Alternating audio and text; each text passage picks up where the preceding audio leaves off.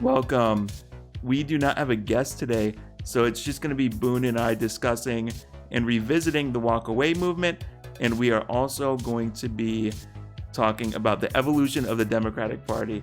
It's going to be a fun conversation. Thanks for stopping in. And yeah, we are ready. Hey, what's going on, man? Not much, not Not a much. whole I've lot. been working a lot. Couldn't quite make Monday, but I'm glad we could get together today. Oh yeah. Hey man, I don't care. My schedule's open. I'm cool with working with anybody's schedule. But yeah, Nice. yeah. So I was like gonna leave the topics up to you, and I asked you what was on your mind, and of course the Democrats are probably one of the subjects, like just always, right?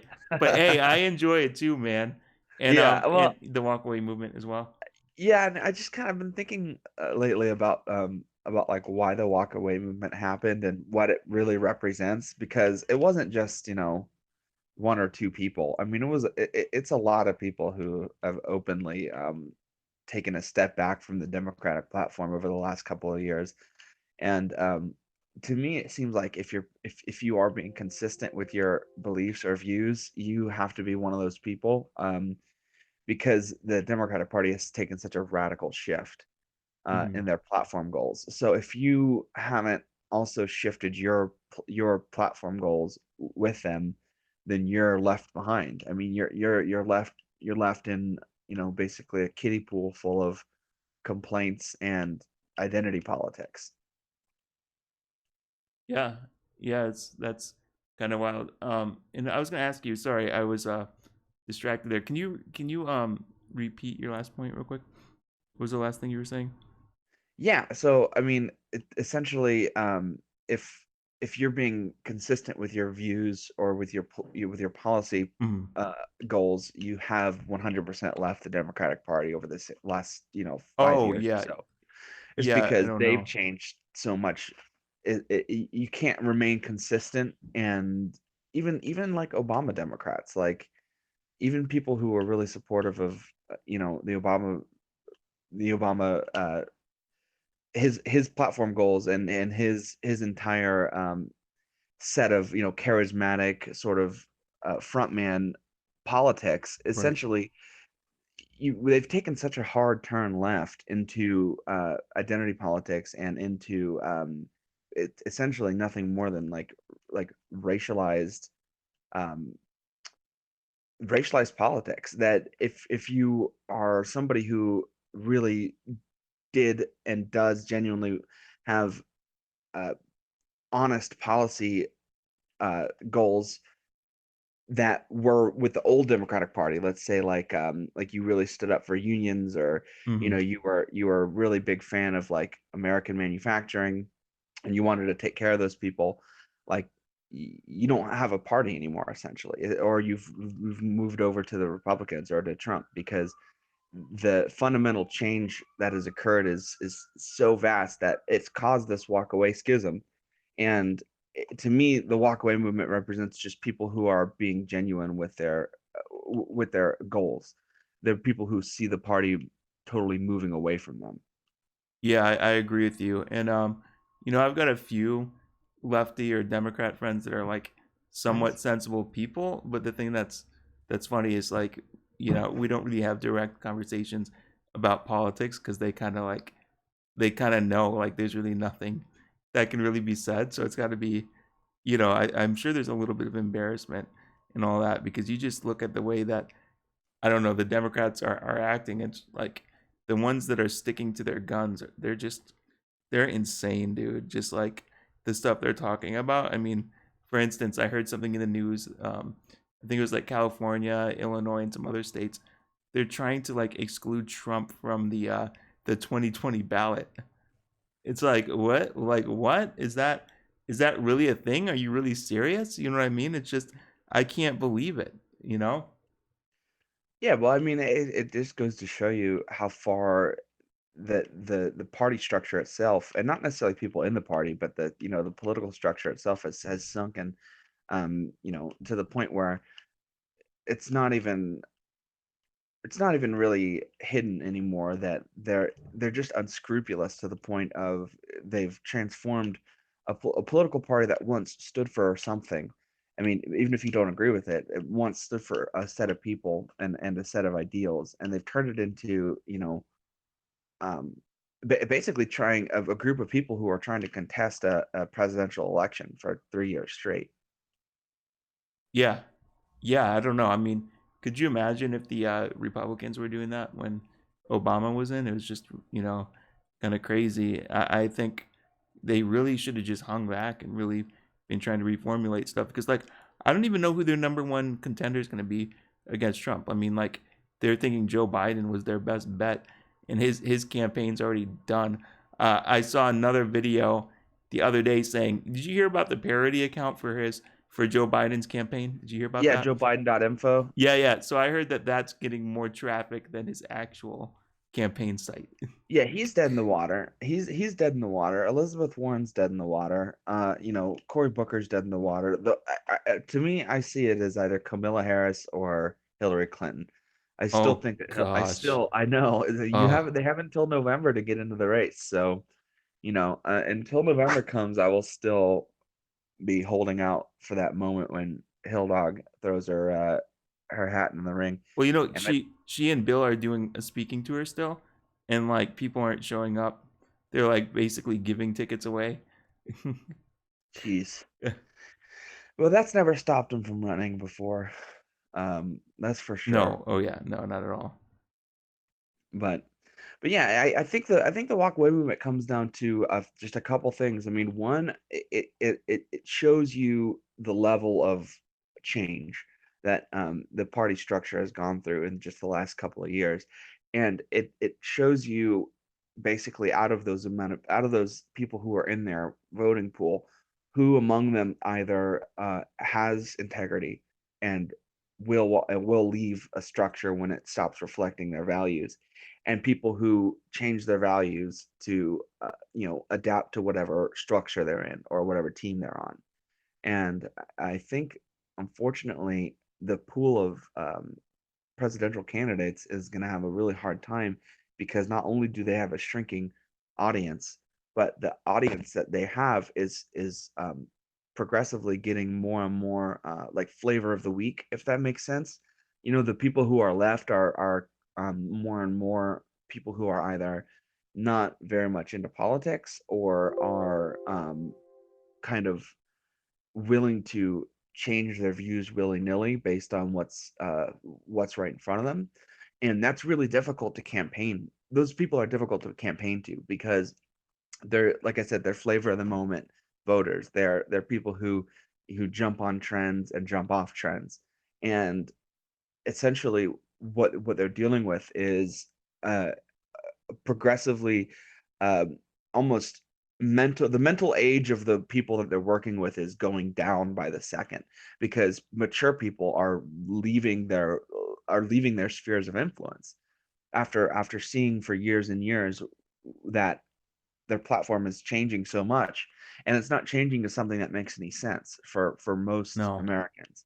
Well, and I've even been seeing some changes on the right, but they're really good changes. Like people were talking about. I'm sorry if this off subject, but people were talking about how in the left, the far left and the center left and the left are kind of at war with each other.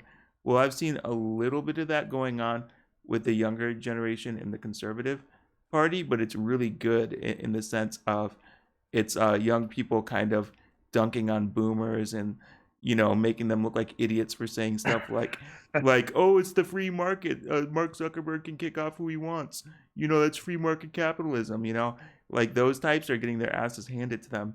So I think on the right, I'm seeing sort of a trial by fire, or like a pruning going on, where people are looking at ways to improve things, and then you look at the left, everything that they're trying is just making them sink deeper and deeper into a hole, and it's just like it's ridiculous. But yeah, but I'm really interested to see the conversation going on the right. The most underrated people on YouTube are 1791L, run by Lex Vienna and Christian O'Brien. They're like on the younger end of the spectrum of the right, and I feel like they're kind of like sort of they're intellectual and really good at engaging young people. And one thing that I've kind of seen that group encouraging is like, all right, let's not be stupid, like complacent boomer Republicans. Let's start talking about things like automation and stuff that's going on in the future. And I really like that spirit of we can really take this into our own hands and see a future that we'd like to see. And then, on the left, they're not even anywhere near having conversations like that. And so I don't know. I just see more people kind of questioning things and going to the right and really participating in something. And that's what's cool to me. With the Never Trumpers, the sad thing is they're not participating in society. Like this world, you can do anything in this world, and they rather just be angry and deranged or whatever. Yeah, well, and you make a good point. I think a lot of the reason the kind of younger, fresher blood is flowing towards more culturally right-wing traditional sources is because while one side is fostering conversation, the other side is fostering censorship, and it's if it's pretty cut and dry. It's pretty black and white. I mean, essentially, you have people on the left arguing for mass censorship, for the shutdown of other people's views because they disagree with them and they label them whatever they want to label them. I mean, it doesn't matter what labels you put on somebody else's speech or ideas. I mean, you can't just shut them down because they've got a naughty naughty bad label on them. And and so and they control the label, like they control the terminology. If you really look at it, that's the weird thing. And I think, maybe, sorry to cut you off there, but no, maybe you're that's good. the trick that the left kind of had for a while, is they kind of dominate the definitions, because it's like no matter what you do, they come up with some label to kind of like bind you. You know what I mean? I'm not the biggest Owen Benjamin fan, as everybody knows, but he's pretty right on when he talks about how the left kind of creates spells with their languages to bind you. You know what I'm saying? Yeah, it's true. And the reason they do that is because they want to shut down conversation in order to win, in order to ideologically win. They think it's winning to make the other guy shut up. Well, unfortunately, when you rip out a man's tongue, you don't prove his point wrong. You just prove to everybody that you're afraid of their point. It's self-defeating, and I think it's a reason why you see a lot of the culture shifting going on between the right and left is because where the like you described with the younger folks being attracted to like free speech and more open dialogue, which is happening on the right today. What used to happen on the left. It's not something that is necessarily cut and dry based on a political party. It's more about the ideology that's behind it and the things that they're proposing. I mean, you know, you can't. It's not right to say that it's been like this forever. There used to be a time when the left was harboring freedom of speech and was harboring sort of the young activist-minded people who were drawn to open honesty. Well, that's just not the case anymore. The tides have turned, and it's easy to see why anybody who is interested in fostering free and open discussion would be running full speed away from the modern Democratic Party. Yeah, I would agree. And in that, I would like to research this a little bit, but I could see. I mean, this probably happened during the Bush days. When he was in for 8 years, you probably had some people that were on the right that kind of fled to the left when they were seeing stuff. I think it's only natural. You know what I mean? I mean, we talked about like pendulum theory, where like when one group is in power for a certain amount of time, the momentum swings, hard the other way. So that's really what's going to be happening. I mean, if you ask me, if I was a Democrat, I'd be thinking about, all right, how can we change policies so that the pendulum doesn't swing so far to the right that we have, grapers running around and controlling everything. Well, you I know, yeah, I understand. I think I'm just kidding. I don't want I'm groypers in just, control. yeah, I I don't. don't. Well, because it's funny because I wouldn't even consider them. It's funny because the terms left and right sort of obfuscate a lot of what we're talking about here. They don't do the conversation justice because, there are people on the quote unquote right, like the Groypers, who act and by the way, for anybody listening who has no idea what a Groyper is, there's a subculture on Twitter of like sort of right wing identitarians or like alt right like white nationalists who use a version of Pepe called a Groyper to basically represent their ideas on Twitter, and it's it's a pretty diverse group of people. But what ties them all together is their identitarianism. And funny enough, the way that they act towards dissenting views is similar to the way that the modern Democratic Party acts towards dissenting views, which is the crux of the issue. Is how are you going to treat discussion and criticism of your ideology? If the answer to that is I'm going to shut the other person down because I'm obviously right and they're obviously wrong, and I just need to shut them down, then you are on the losing side. You're on the side of the modern Democrats. You're on the side of the white nationalists. You're on the side of anybody who is authoritarian enough to think that they have all the answers. To me, it's just about a culture of fostering true open discussion where you listen to the other side, even if you don't agree with them, and of course it goes both ways because you're with somebody who's willing to listen to you and to your ideas. Yeah. No, yeah, I agree with that. And also, I think sometimes when somebody's on a side where they've got a lot of hubris and they end up losing, it's easy to get very, very emotional. And the last thing you want to do when you're trying to strategize or make a case for your side is you don't want to act when you're being emotional. So I think a lot of the authoritarian, the censorship kind of stuff, the authoritarian themes, I think it's just also people just thrashing about like like feeling like they're drowning and just kind of just grasping for anything they can that they feel like is going to give them a foothold. But obviously that's not the way to go, and it's very obvious. I mean, yeah, like I think you look at the right and people seem a bit more measured and willing to talk about things and kind of see what's going on. And I don't know, I think honestly, and I've probably discussed this before, but we're in a new era of politics where the old Clintonian Bushite paradigm is kind of broken. I think our system had been rigged for so long that some groups of people can't even see that. They see Trump get in and they're like, oh, it's completely broken, it's chaos, like it's all over. You know what I mean? But for me, if this continues, if we get to continue to be free thinkers, this is just the beginning of, I think, some of the greatness that this country can achieve.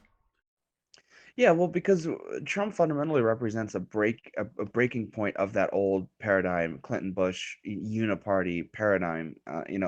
If he fundamentally represents an outsider who is able to make it to the highest level of office by sending out a message of populism, of look, uh, the American government's broken and it has been broken, and the political system is very broken. And I'm outside of that structure, and I'm gonna try and fix it for you. I mean, if you listen to his inauguration, it's just it's. I wish more people would give Trump the time of day instead of just listening to what they hear on CNN and from their buds about Trump being evil orange Hitler. Um, because if you actually listen to his rhetoric and his words, he speaks directly to the issue of controlled government and essentially taking back the strings of power for the common man, for everybody. Because I think he fundamentally understands and campaigns on the fact that these other politicians are speaking hollow words. Not only are they, it doesn't actually matter what they say because it's just self-serving hollow words. Like if you think back to Obama, he had some really great sounding ideas and speeches. Did he do any of them? No, he didn't. He didn't do anything other than as soon as he got into office, basically show his true cards, which was being an entrenched member of the establishment. I mean, he killed more innocent people with drones, than anybody else before him. And this is supposed to be hope and change, peace president. It represents a fundamental shift in the American consciousness where we're not going back to these types of politicians that speak out of two ends of their mouths. We want somebody who is going to actually do what they say. And I think for a lot of people, that resonates really strongly, even if they don't like Trump. And I think a lot of people are going to vote for Trump in 2020 who don't necessarily like him, but they like the fact that he did what he said he was going to do. And when he got in office for 4 years, he he he never wavered from how he sounded on the campaign trail, Oh which no, not at is all. which is totally unheard of. Yeah, yeah, completely. And you know what? The thing that kind of annoys me is I hear, since he's been in office, I hear some lefties go, "Oh, Trump hasn't done anything he promised he was gonna do. Where's the wall? Where is this? Where is that?" And when I look at it, I'm like, I think for all the obstruction that's been going on, I think Trump's been doing a pretty damn good job at accomplishing certain things. And it's kind of funny when people say he's not doing anything. I mean, the meeting with Kim Jong Un was huge. I mean, we're hearing about low unemployment and seeing all these benefits. The GDP is doing good, and it's like, yeah, maybe he didn't do quite everything that he said he was going to do yet, but he's doing a hell of a lot. I think compared to Obama and compared to all the scrutiny that he gets 24/7. Yeah, well, and I think it's also important to point out that, while it is true he hasn't fulfilled every single campaign promise, it's not because he's abandoned those campaign promises. It's not because he's changed his platform to something different. It's not because he's gone back on them. I mean, say what you want about his progress, the reasoning behind some of the stymieing of like specifically, you'll hear people talk about the wall. It's not because Donald Trump stopped advocating or trying to get funding for the wall. It's Right. because he's running into obstruction.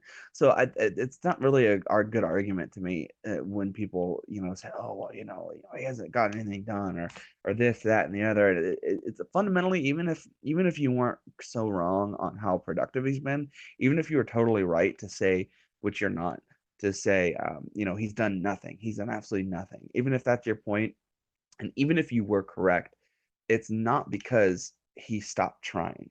And I think that's an important point. Yeah, no. No, I agree with that. And who knows? Who knows what he'll do in 2024? Maybe when he's in there, maybe he'll go full sicko mode and do everything. Everything that he said he was going to do. Who knows? Maybe he'll become dictator and he'll always be president. I actually would not want to see that, but it's No, of kind of course funny. not. It's funny to joke about because it's going to get some people pretty nervous, but Well, of course, I kind of always suspected that Obama would do that. yeah, you did? Yeah, I kind of always thought that, third term, fourth term, he had the cult of personality for it. Well, But, yeah, I actually heard people say that I wish he could be president forever. It's yeah, like, okay. he's What? definitely got the cult. Because he's brown? Like Yeah, why? well, and it just kind of goes to show you how powerful the media is in the minds of most people because it really does shape a lot of worldviews that we live with. And if you let that happen, you end up with these really skewed, warped versions of reality Yeah, I where, mean, yeah. Obama's the best guy in the world.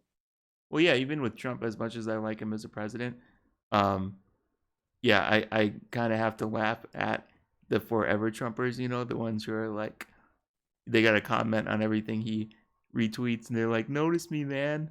Notice me. Maybe I'll tweet at you, and you're gonna retweet me, and I'm gonna have a whole career launched." 'Cause-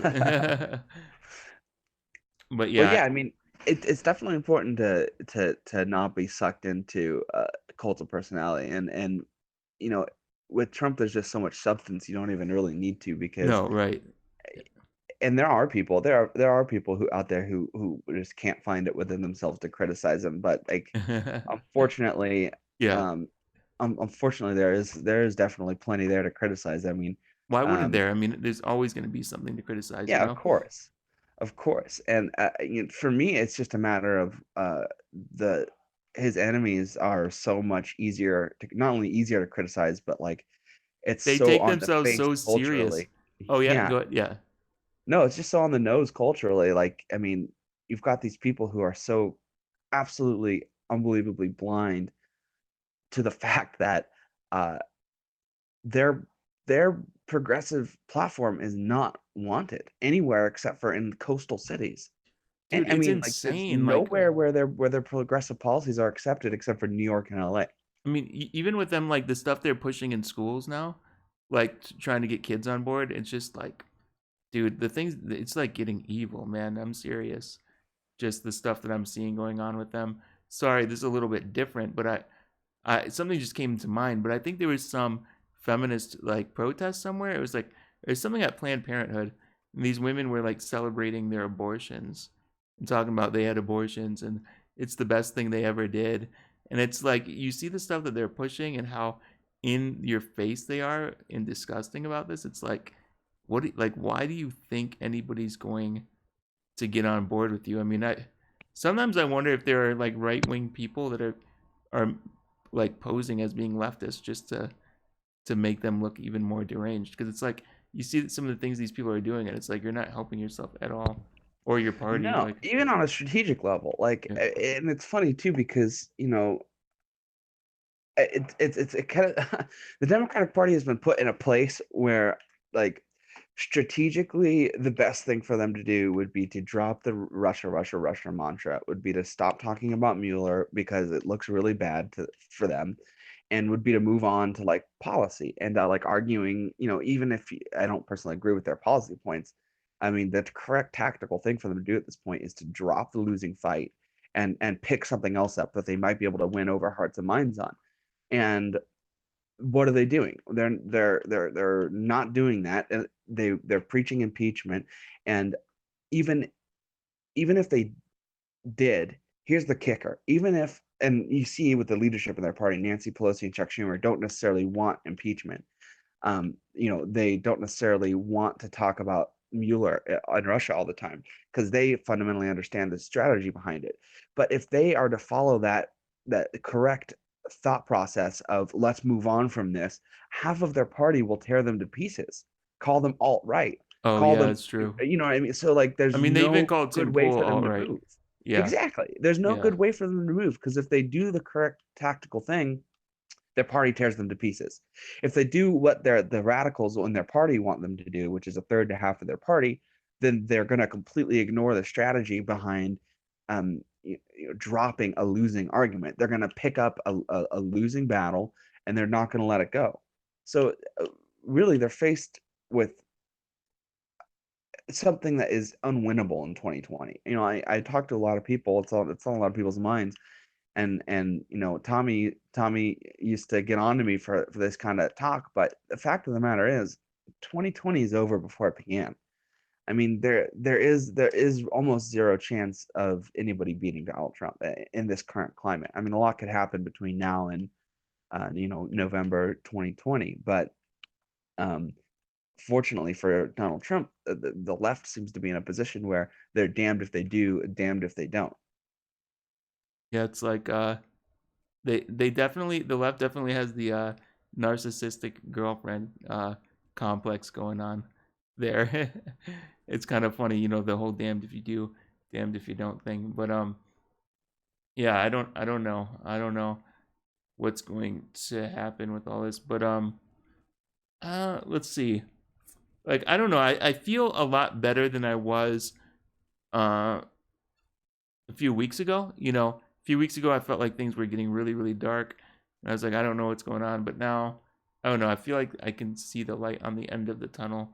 Um, I definitely think the Democrats are going to lose very badly. And I think, I'm really hoping for the future for us to like really find an area where we can find some common ground and, have a conversation. Because I'm willing to have conversations about, the economy. Like if somebody wanted to push for growing our economy so we can have a bit of a mixed economy. If we could put in some like policies that are a bit compassionate for people's needs, I could do that. I'm not going to do it in the way that the left would do it, but I'm at least open minded to have some compromises. And, I just wish the other side felt that way too. Yeah, unfortunately, I mean, and it's not really exclusive to the No, left, no, no, not. Yeah. because I mean, there's Well, the people on the Democrats right more. who Yeah. who operate under the same sort of um my team mentality. It's about breaking that.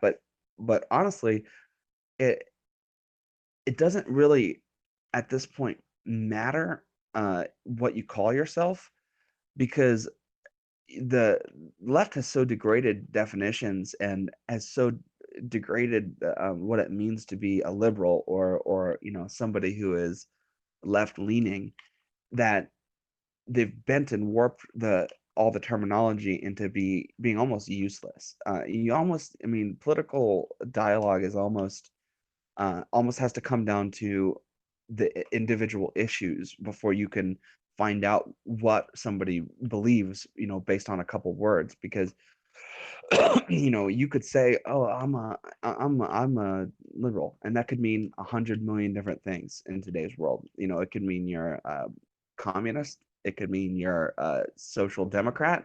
It could mean you're a classical liberal, and unfortunately, it's it's just another, as Tim Pool likes to say, it's another grain of sand forming a heap. I mean, over time, these sorts of chinks in the armor of being able to communicate with people, they create this polarized environment where you have people who live in different information universes. I mean, you have people who do truly live on different wavelengths based on the information they're consuming. Yeah, yeah. Well, yeah, that is interesting with you talking about the definitions changing and all that. And you hear a lot about fascism, and when I look at like the far left, like I heard a story recently that Antifa, the FBI was investigating Antifa because there's some plan with some members where they wanted to go down to the Mexico-U.S. border and buy weapons from cartels to start some sort of a rebellion or whatever. And I'm like, wow, that's very fascistic. And it's like when you look, I think the people that yell fascist the most, those who point the fingers the most, those are the individuals that I think truly want to be fascists. It's like, it's like the Freudian slip. But it's like, yeah, the definitions have changed where, one side is kind of dominating the definitions and they're calling people fascists with success in the media while they are the ones acting the most fascistic. So it's like maybe it is some sort of a Alinskyite kind of a strategy where people are kind of getting together who are on that kind of side. Like these authoritarians are just doing whatever they can to have their way. Yeah, well, it's funny because I mean, it's very true to say that the people screaming fascist are the closest thing to fascist we have right now. I mean, there was a pretty recent, like young conservative conference, or not a conference, but a speech on a campus. I can't remember where essentially you have these people standing in the back, Antifa essentially, screaming over, and this is not just one example of this. You can look at there's millions of examples of this. Screaming over people who they don't want to talk. I mean, shutting people down in a university setting. And this most recent one was just funny because the speaker totally, it might have been Dinesh D'Souza, I can't remember, but essentially these people are standing back there calling him a Nazi, telling him he's a fascist, and he takes questions from one of them, and he basically totally turns around on them and says, I mean, do you not realize that you are acting exactly like a brown shirt? I mean, do you know who the brown shirts were? Right, Do you right. know how they operated? Do you know what they did? Because you are sure as hell are acting a lot like that. And it just shows such a lack of understanding of the world that we live in, to be acting in the fashion of a fascist, and then running around calling everybody else a fascist and demonizing them, and getting them fired from their jobs, and getting them kicked off of platforms, and getting them silenced. And it's just like, at what point do you You know what, not Boone? realize how ironic that You is? know what? As they say, we've got a mental health problem in this country. That's some of it. Just joking, but Well, I we think do have that's a kind of mental proof. health problem in this that's my country. that's my answer to what's going on there. It's true. I just don't know how to fix it. It's absolutely ridiculous. I mean, it's almost like people don't care about anything other than their own particular side winning, and they totally lose track of any kind of ideology, of any kind of like this is how you treat people.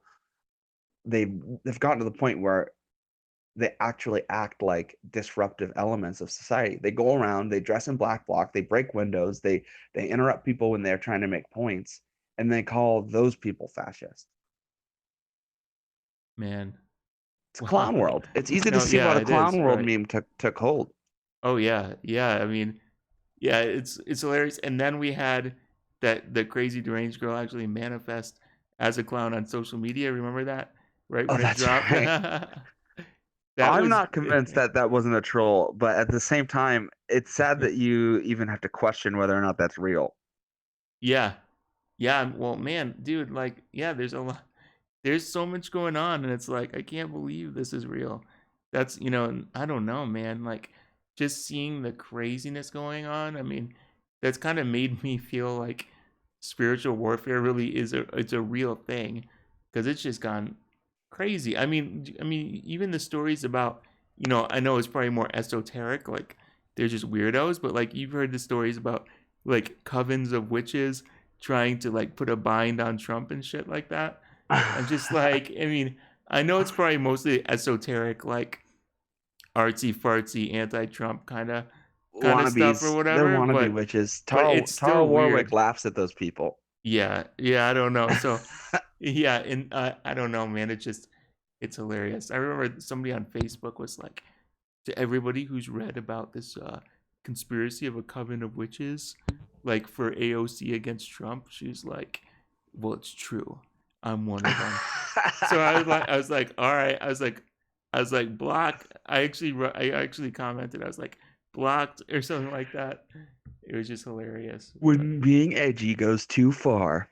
yeah, yeah. There's a lot of edge lords out there these days, wannabes. But yeah, yeah. I don't know, man. So of course, I always love having these let's make fun of the Democrats sessions with you, man. Yeah, well, I mean, there's just so much material. It's Yeah, like there's just there's so much material. I find it hard to believe that anybody like has confidence in the political structure of the Democrats at this point. Like I every time I talk to somebody about it, which is pretty regularly, in real life or otherwise, encountering somebody who's confident that Donald Trump is going to lose in 2020, it's like it's like interacting with somebody who actually lives in a different universe from me. It's Mhm. like encountering somebody from a third dimension where, or another dimension where, you know, um, instead of the economy doing great, Donald Trump wrecked it, and it's like, and he's interning gays and Muslims in FEMA camps. You know what I mean? Like, I just I don't get it. I don't understand what world these people are living in, because even if you have bad information, it still takes a serious lack of critical thinking and critical actual breaking down of what's going on to sit here and just slack jawed. Oh yeah, Trump's gonna lose in 2020, guaranteed. Yeah, no, yeah, I hear you, man. Is there anything else you wanted to cover? No, I pretty much just wanted to complain about the Democrats and shove it in their face that everybody's leaving their party. Yeah, hey man, I'm right there with you. But yeah, I don't know. But the one last thing I forgot to mention about all the derangement and craziness is, some of my interest in research and looking into this does not purely come from my love of politics. It's also quite entertaining too, in a Oh very yeah, in a little bit of a nihilistic way, but not a little not bit too of bad. Schadenfreude going on. Yeah, yeah, a little bit of that. So are you good wrapping this up? Do you want to Yeah, say anything yeah, else? All right. absolutely. I'm all set. I just got to get it out there that it's almost like not worth talking about anymore, just because it's becoming so self-evident that Oh yeah, these people have no structure. They're totally falling apart, and it's a Donald Trump era of politics. Like, welcome. welcome. Well, thank you to anybody who's listening to this and or listen to the stream or who's going to listen to this. It's been fun. We will be back next week. And yeah, have Maybe a with a good guest. maybe with a guest. We'll Have a good see. week, everybody. All right. Bye.